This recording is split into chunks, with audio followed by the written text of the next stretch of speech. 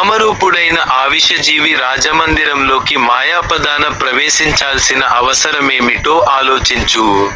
రాజా, నీ తండ్రిని చంపిన వాడి మీద పగ తీర్చుకో. ఆ తక్షకుడి జాతిని మొత్తం తగలబెట్టెయ్యి.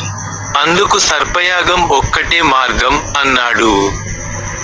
తక్షకుడి తప్పునకు సాక్ష్యము.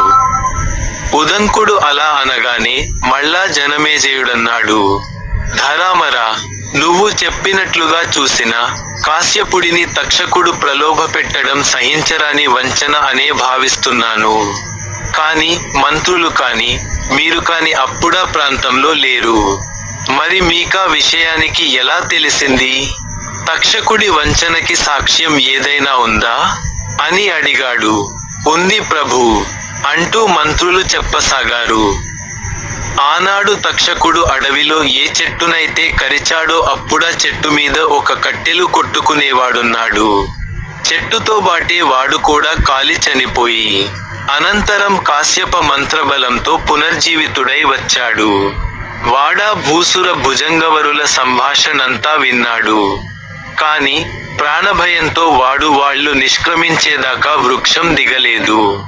వాళ్ళు ప్రయాణమైన తరువాత వాడు పరుగున వచ్చి ఈ వార్త తెలియజేసే లోపలే జరగకూడనిది జరిగిపోయింది. మంత్రులు ఆ విధంగా సాక్ష్యాధారాలు ప్రత్యక్షీకరించడంతో జనమేజయుడు పాముల మీద పగబట్టాడు. సర్పయాగానికి తగిన సంభారాలు సమకూర్చవలసినదిగా ఆజ్ఞలు జారీ చేశాడు. జనమేజయుని సర్పయాగం. ఎప్పుడో పూర్వకల్పాలలో తప్పనిడిచి వర్తమాన కల్పాది నుండి అప్పటిదాకా ఎవరూ నిర్వహించని పన్నగ యజ్ఞానికి పని ప్రారంభించబడటం, చకచకా కొనసాగడం జరిగిపోతోంది. దీక్షాకాలం సమీపించగానే జనమేజయుడు తన పట్టమహిషి అయిన వపుష్ఠాదేవితో కలిసి దీక్ష స్వీకరించాడు. ఎందరెందరో మహారుషులు యజ్ఞకార్య ధూర్వహులయ్యారు.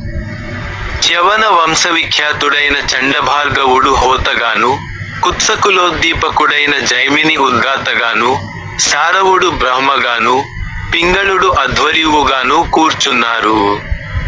పుత్రఛాత్ర సంయుతుడైన వ్యాసుడు, ఉద్దాలక, ప్రమతక, శ్వేతకేత, పింగళ, అసితదేవల, నారద, పర్వత, ఆత్రేయ, కుండ, జఠర, కాలఘట, వత్సగోత్రపు వృద్ధుడైన శృతస్రవ, కోహల, దేవశర్మ, మౌద్గల్య, సమసౌరభాది మహోత్కృష్ట ఋషులతో సదస్య స్థానాలు సాలంకృతాలయ్యాయి. సర్పసత్రం ప్రారంభమయ్యింది.